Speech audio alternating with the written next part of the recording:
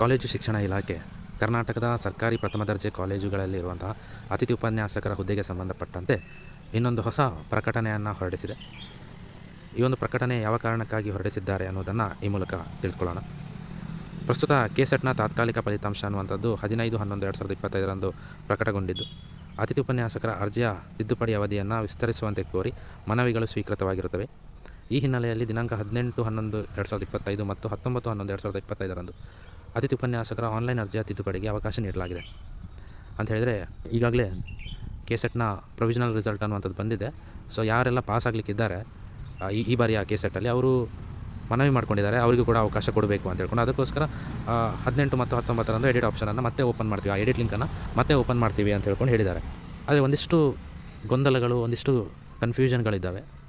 ಏನಂತ ಹೇಳಿದರೆ, ಬರೀ ಉತ್ತಮ ಅಂಕಗಳನ್ನು ಪಡೆದು ಪಾಸ್ ಆದರೆ ಅವರು ಎಲಿಜಿಬಲ್ ಅಂತಲ್ಲ, ಅದಕ್ಕೆ ಪ್ರಮಾಣ ಪತ್ರದ ಅವಶ್ಯಕತೆ ಕೂಡ ಇರ್ತದೆ. ಪ್ರಮಾಣ ಪತ್ರವನ್ನು ದಾಖಲಾತಿ ಪರಿಶೀಲನೆಯ ನಂತರ ನೀಡುವಂಥದ್ದು.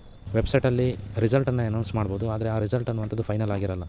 ದಾಖಲಾತಿ ಪರಿಶೀಲನೆ ಆದ ನಂತರ ಪ್ರಮಾಣ ಪತ್ರವನ್ನು ನೀಡಿದ ನಂತರ ಅವರು ನಿಜಕ್ಕೂ ಎಲಿಜಿಬಲ್ ಆಗಿರುವಂಥದ್ದು. ಬರೀ ಆನ್ಲೈನ್ ರಿಸಲ್ಟನ್ನು ಇಟ್ಕೊಂಡು ಅಪ್ಲೈ ಮಾಡಲಿಕ್ಕೆ ಕೊಡುವಂಥದ್ದು ಎಷ್ಟು ಸಮಂಜಸ ಅನ್ನುವಂಥದ್ದು ಕಮೆಂಟ್ ಬಾಕ್ಸಲ್ಲಿ ನೀವೇ ತಿಳಿಸಿ. ಧನ್ಯವಾದ.